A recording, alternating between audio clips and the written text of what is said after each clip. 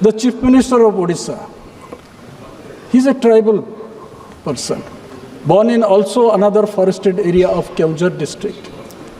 And this constitution empowered him to become the Chief Minister of a state like Odisha. So we should celebrate that. And this is the glorious moment of our celebration of this constitution. Sir, finally, our Prime Minister Narendra Modi took that decision. Let us abrogate Article 370.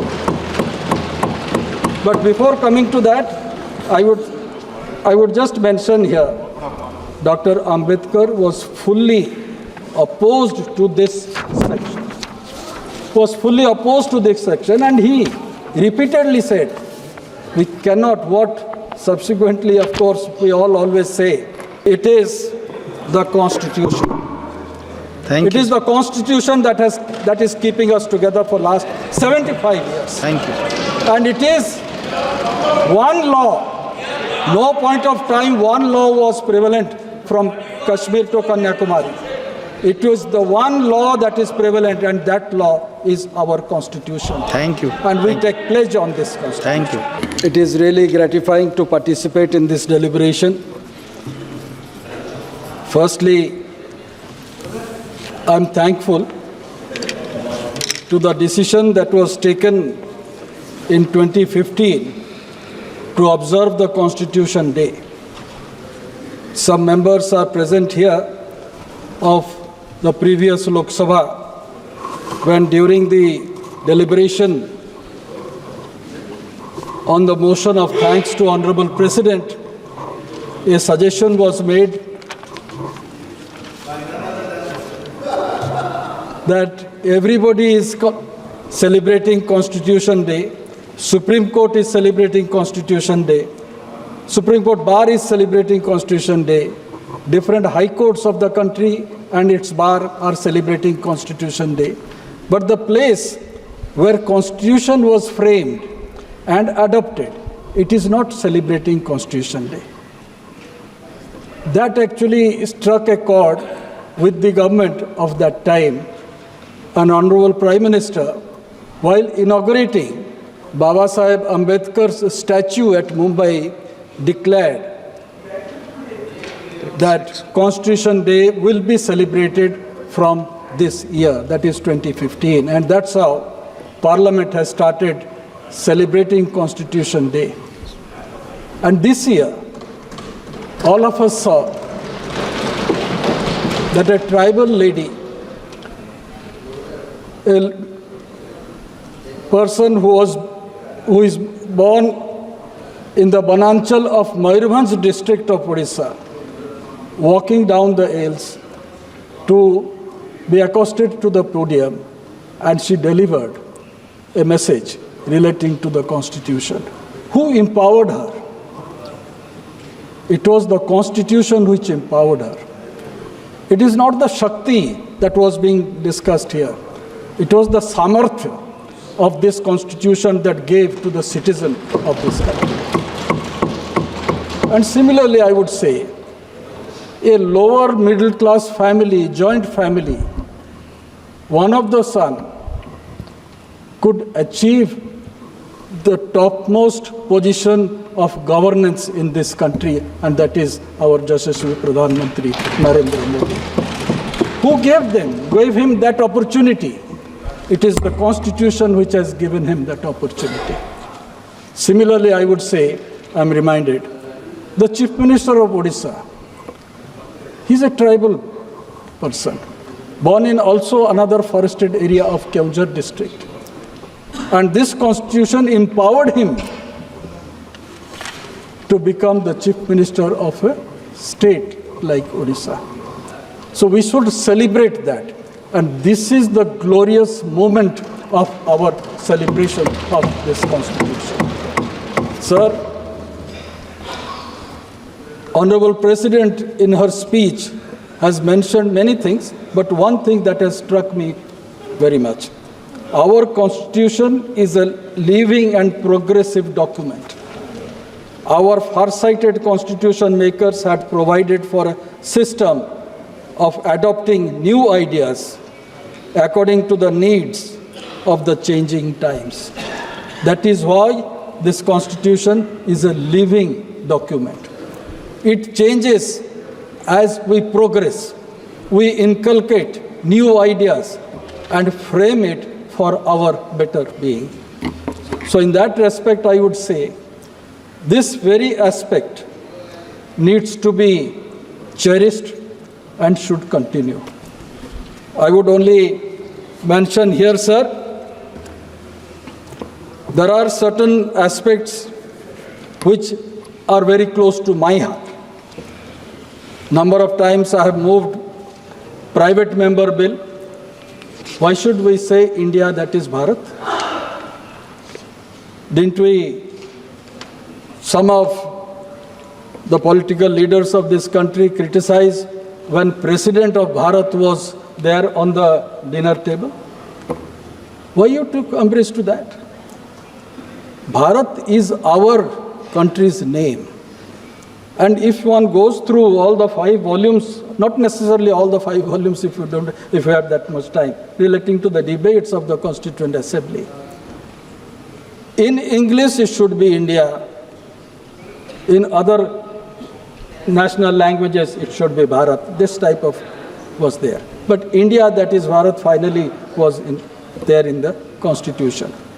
Repeatedly, when I go through the Constitution, this actually hurts me. Why should we have this English nomenclature when this unfinished agenda needs to be corrected? Yes. Number of things have happened. During these 75 years, number of things have happened. And especially 5 years ago, when we were celebrating the Constitution Day, lot many things were also said. And during that period, one thing that comes to my mind is whether Baba Sahib Ambedkar was representing Bengal or Baba Sahib Ambedkar was representing Bombay province. Both are correct. And the then member of this house, Professor Sugata Bose, son of Sarat Chandra Bose, elder brother of Netaji Subhash Chandra Bose, an eminent historian from Harvard University, was representing Trinamool Congress. And he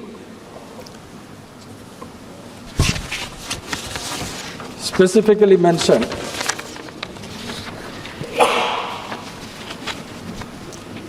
that Dr. Ambedkar was representing Jessore and Khulna, that time of undivided India. And since that is the reason why I would just mention here, just a moment. From December 1946 till June 1947, the Constituent Assembly had 389 members, whole of undivided India. But from August 1947 till January 1950, it came down to 299, including representatives from princely states. The whole work was more than 2 years, 11 months, 17 days. And if we add 24th of January 1950, then it becomes 18 days. 284 members signed the written constitution, handwritten constitution. That shows that by 24th January 1950, 15 members did not sign in that constitution, though they were member of the Constituent Assembly. But here we should remember 2 other people. Honorable President has mentioned about how the Constitution was framed, the draft was made, and there our law minister, present law minister, informed me the other day, he is also aware about it, T.T. Krishnamachari categorically mentioned thanking Baba Sahib Ambedkar, how single-handedly or 1 or 2 other draft committee members actually helped in drafting the full constitution. There were 7 members nominated by the chairman, or by the president as it was being called. 1 resigned. 1 went to United States. 2 of them did not come to Delhi because of other reasons. So practically it was left to Dr. Ambedkar to individually draft the full thing, full constitution. And credit was given to him in the Constituent Assembly last day when it was being adopted by no other than T.T. Krishnamachari. Why I am saying this? I am saying this because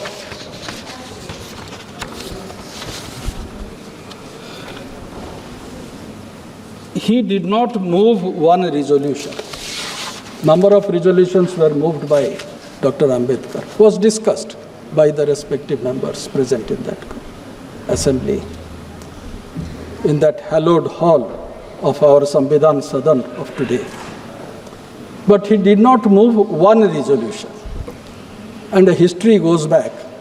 And all of us should ponder why Baba Saheb Ambedkar did not move that resolution. And what was that resolution? That resolution was relating to Article 370. And what was the assurance that was given? I will come to that aspect little later. But I will tell you that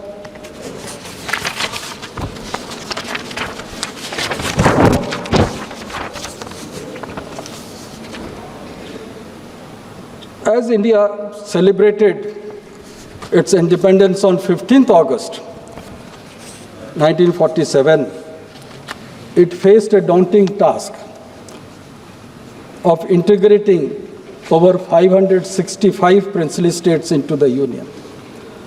While states like Hyderabad and Junagadh posed initial challenges, Jammu and Kashmir emerged as a complex and critical issue. Maharaja Hari Singh, the ruler of Jammu and Kashmir, initially sought to maintain the state's independence, of course being prompted by the British. However, in October 1947, invasion by Pakistan-backed tribals forced him to seek assistance from India. On October 26, 1947, Maharaja Hari Singh signed an instrument of accession, agreeing to cede control, mark my words, only defense, foreign affairs, and communication. The rest was with the king. This was an idea which was floated by a section within our country, that if at all princely states will be amalgamated with the Union of India, it will be not full. Only these 3, defense, foreign affairs, and communication, will be under the control of the Union of India. The rest, the kings or the rajas or the maharajas will enjoy. Means the law and order and everything.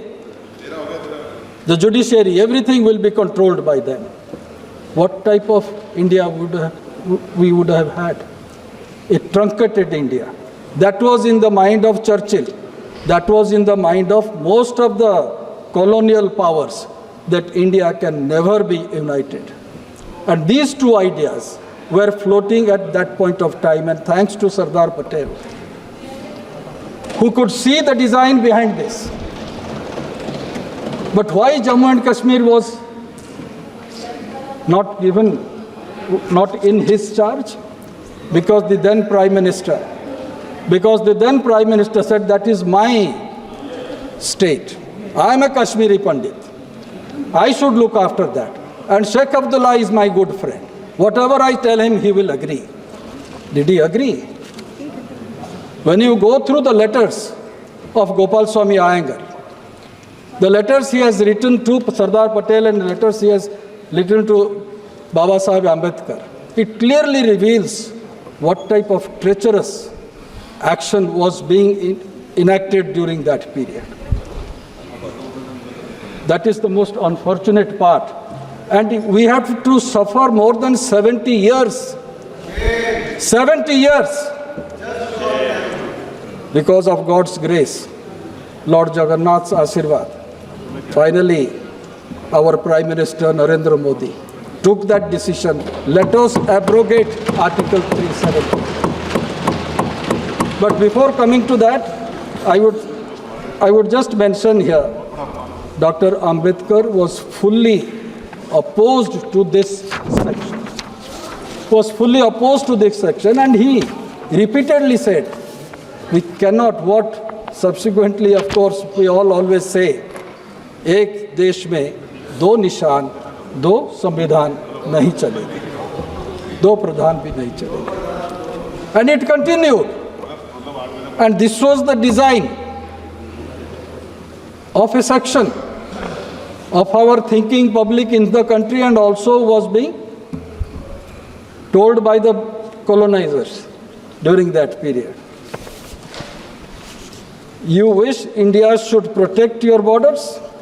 She should build roads in your area. She should supply you food grains. And Kashmir should get equal status as India. As India. Government of India should have only limited powers. And Indian people should have no right in Kashmir. To give consent to this proposal would be a treacherous thing against the interests of India. And I, as the Law Minister of India, will never do it. These were the words of Dr. Ambedkar.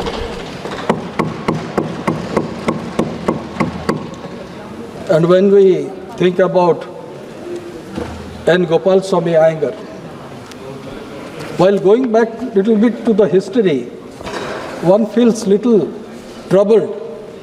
Why did he do it? Thing is, to cut the story short, I would say, Gopal Swami Iyengar was included in the drafting committee by Pandit Nehru, was deputed by Pandit Nehru to go and meet Maharaja Hari Singh, to go to Srinagar and meet Sheikh Abdullah, and bring him to Delhi, somehow or other to have an arrangement. Was it necessary?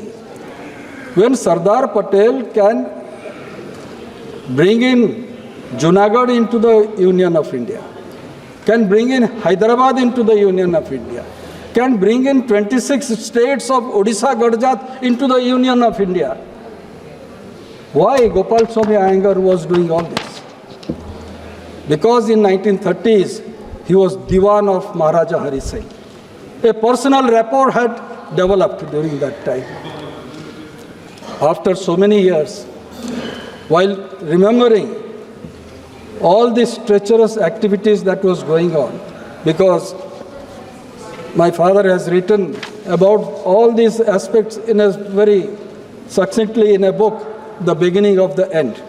The foreword has been written by Sardar Patel in that book. This was published in 1949, relating how the different princely states got amalgamated into our union, how it was started from Odisha. The first princely state that came into Union of India was Nilgiri state of Odisha. Subsequently, other states. This happened on 14th of November 1947. On 15th of November, rest 25 princely states, Maharajas and Maharajas, they put their signature instrument of accession. And this continued throughout, ultimately culminating in the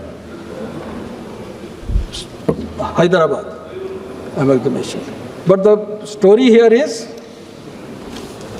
when in 15th of December 1947, when 25 princely states representatives were there, Rajas and Maharajas were there, one set was provided to them to put their signature. Out of 25, 20 Maharajas said, we have not been told that communication, foreign affairs and defense, these were the three we are conceding. Why you are asking us to put a signature on that we will be acceding our full state to the Union of India? This was not agreed upon. Sardar Patel thumped the desk, said, if you want to do it, otherwise you can leave. And within an hour, everybody agreed. Why can't this strong arm tactics be practiced in Kashmir? What was the soft corner for Sheikh Abdullah? What was the soft corner for Kashmir?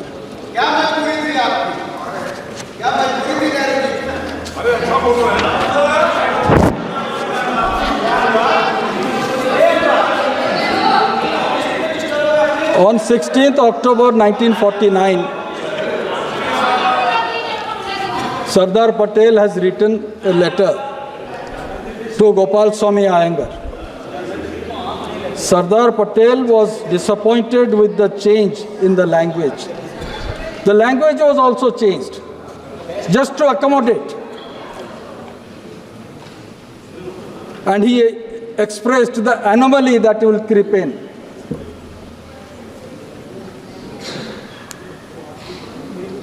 Sardar Patel criticized Sheikh Abdullah's repeated appeals. Whenever he was cornered, he used to say, I have a duty to my people. He didn't have a duty to the people of India. That is the tragedy. And during my 25, 26 years in Parliament, many a time I have said, I have listened, my duty to my people. But are you not committed to the people of this country, to this nation? Constitution binds us all.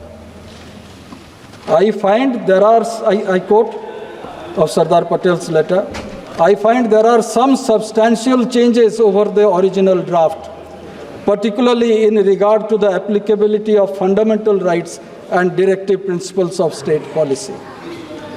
You can yourself realize the anomaly of the state becoming part of India at the same time, not recognizing any of these provisions. In these circumstances, any question of my approval does not arise. These were the objections of Sardar Patel, the then Home Minister, Deputy Prime Minister.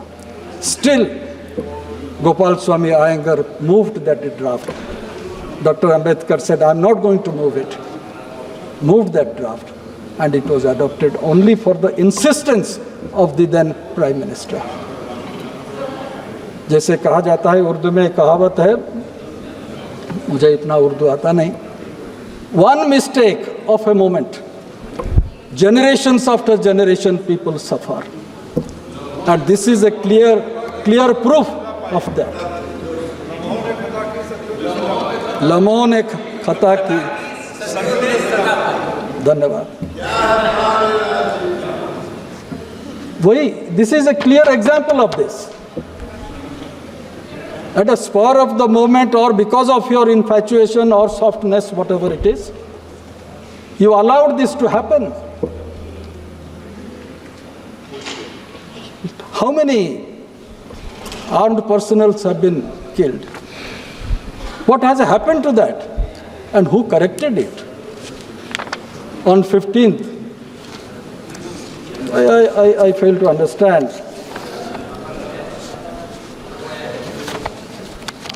This, and in that, it is the hope of everybody here, this was in the Constituent Assembly, that in due course, even Jammu and Kashmir will become ripe for the same sort of integration as has taken place in the case of other states. And this hope was realized only in 2015. I would say there were notably Article 370 was placed under Part 21 of the Constitution titled Temporary. This was the only solace. This inclusion, along with its title as Temporary Provisions with respect to the state of Jammu and Kashmir, underscores its impermanence. And it was on 5th August 2019, after the new Lok Sabha was formed in the monsoon session. As we are all expecting this to happen, it happened. But it had undergone lot of footwork, lot of paper pushing, lot of interactions. And I should remember, we should all remember the effort that time Mr. Arun Jaitley had made. We are talking about the Constitution, and there is always a possibility. On 5th August 2019, nearly 70 years after the enactment of Article 370, the central government decided, under the leadership of Prime Minister Narendra Modi, to revoke the special status granted to Jammu and Kashmir. And the day it was piloted by no other than Home Minister Amit Shah ji. And all of us participated in that deliberate. Some of us participated in that debate. The forthrightness in which the government at that point of time said 370 has to go, that was the voice of the nation. There were some murmurs somewhere. Even we hear some murmurs today, but they didn't have the courage to say it publicly. Please conclude, Manya Sadasya. Even during this last assembly election, there was some thing said under a garb. But I believe when two sets, the mistake that was committed in 1949, that mistake has been corrected. And that is the reason why I mentioned about Honorable President's speech, that how we can correct ourselves according to the tune of time. Last point, sir, I would like to mention here. Of course, political institutions and structures not only reflect the society, they also influence and change it. In this context, Parliament of India plays a direct and conditioning role in bringing about social change and affecting socio-economic transformation. Being the people's supreme representative institution, Parliament is the lifeline of all governmental activities. And during last 10 years, some months, it is under the leadership of our Prime Minister that a common person in a village also feels that I am part of the system. My account is operated. I get benefit. I also have a say. Did this happen 10 years ago? It was not happening. Technology has helped us. And utilizing that technology to reach the common people is something which we should glorify. Another last point which I would just like to mention. The country that we see today in a map was never under one rule, one law at any point of time of our hoary past. We had Chandragupta Maurya, Ashoka the Great. We had also Badshah Akbar ruling this country. Large chunk of area. But many a time, Northeast was not part of it. South Deccan was not part of it. Whole of India was not a part of the British Empire. It is this and many a time this question also is asked, who is keeping our borders safe? The armed forces, no doubt. But who is keeping the people together? Either we sit on this side or that side. Who is keeping us together? It is the Constitution. It is the Constitution that is keeping us together for last 75 years. Thank you. And it is one law. No point of time one law was prevalent from Kashmir to Kanyakumari. It was the one law that is prevalent, and that law is our Constitution. Thank you. And we take pledge on this Constitution. Thank you. Thank you, sir, for allowing me to speak. Thank you, Mahtab ji.